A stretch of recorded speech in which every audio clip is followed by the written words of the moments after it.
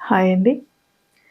ఈరోజు మనం మనల్ని వద్దు అనుకునే వాళ్ళ కోసం తాపత్రయపడితే మన లైఫ్ ఎలా ఉంటుంది అనే విషయం గురించి మనం ఈరోజు మాట్లాడుకుందాం. ఫస్ట్ ఆఫ్ ఆల్ ఇందులో ఒక 5 విషయాలు మనం బాగా గుర్తుపెట్టుకోవాలండి. ఫస్ట్ వన్, మీ విలువను మీరు ఎప్పుడు తగ్గించుకోవద్దు.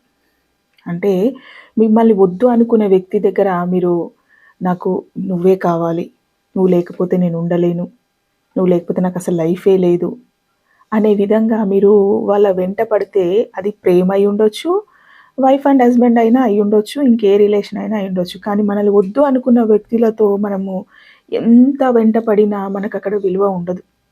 మనం అక్కడ విలువని కోల్పోతాం. కాబట్టి మిమ్మల్ని మీరు ఎప్పుడూ తక్కువ చేసుకోవద్దు, మీ విలువని పోగొట్టుకోవద్దు. సెకండ్ వన్, ఈ ప్రపంచంలో ఏ బంధము శాశ్వతం కాదు. ఈ విషయాన్ని బాగా గుర్తుపెట్టుకోవాలి. ఏదైనా కొన్ని రోజులకి మసకబారిపోతుంది. మీరు అనుకుంటాం, మనం ఈ వ్యక్తి లేకపోతే నేను అసలు బ్రతకలేను, అసలు నాకు ఈ జీవితమే లేదనుకుంటాం. సడన్గా ఒకరోజు దూరం అయ్యే రోజు వస్తుంది, చాలా బాధపడతాం, కొన్ని రోజులు ఏడుస్తాం, బాధపడతాం. కానీ కొన్ని రోజుల తర్వాత ఆటోమేటిక్గా మర్చిపోయి మూవ్ ఆన్ అయిపోతాం. అంటే ఏ రిలేషన్ అయినా కొన్ని రోజులకు మనకు దూరమైన తర్వాత నేను ఉండలేను అనుకోవడం అనేది తప్పు. ఖచ్చితంగా అది మసకబారిపోతుంది. కాకపోతే ఆ పెయిన్ అనేది ఉంటుంది కదా, ఆ కొన్ని రోజులు దాన్ని మనం ఓపికగా భరించడం నేర్చుకోవాలి. అందులోంచి ఎలా బయటకు రావాలో తెలుసుకోవాలి. అందుకే ఎప్పుడూ లేకపోతే నేను బ్రతకలేను అని అనుకోవద్దు. థర్డ్ వన్, ఏది శాశ్వతం కాదు.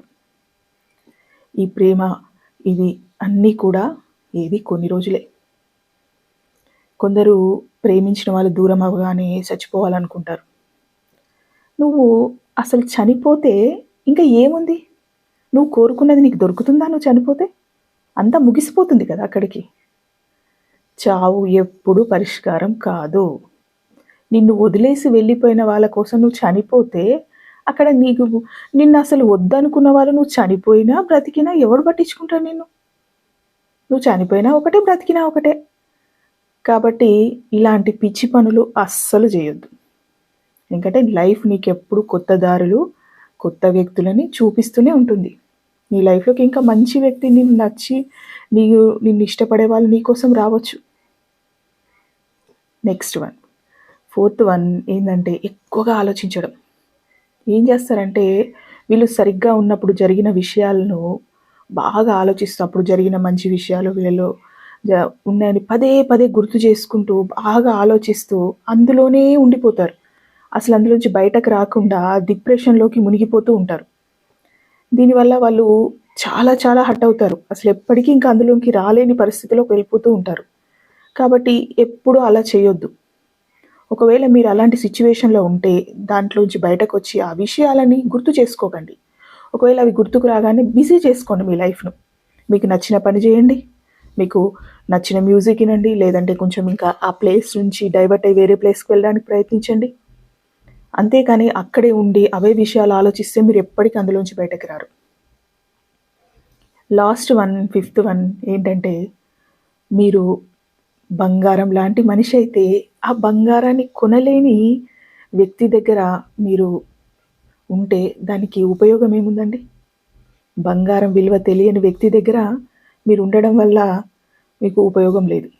బంగారం విలువ తెలిసిన వ్యక్తి మళ్ళీ మీ లైఫ్లోకి రావచ్చు కదా. ఒక వస్తువు మీ దగ్గర ఉన్నప్పుడు దాన్ని ఒక గోల్డ్ అనుకోండి, దాన్ని ఒక షాప్లోకి వెళ్ళి కొనాలనుకున్నారు. మీ దగ్గర ఒక 100 రూపీసే ఉన్నాయి, కానీ ఆ బంగారాన్ని కొనలేరు. ఏమనుకుంటారు?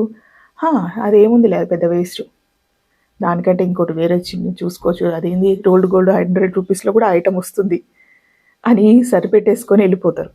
వెళ్ళిపోతే అప్పుడు అతను వెళ్ళిపోయినంత మాత్రాన నీ బంగారం విలువ ఏమైనా పడిపోయిందా? పడిపోలేదు కదా. బంగారానికి ఎప్పుడు బంగారమే. మిమ్మల్ని ఆ బంగారాన్ని ఒక 20,000 50,000 పెట్టి కొనే వ్యక్తి రావచ్చు, దాని విలువ దానికి ఉంటుంది.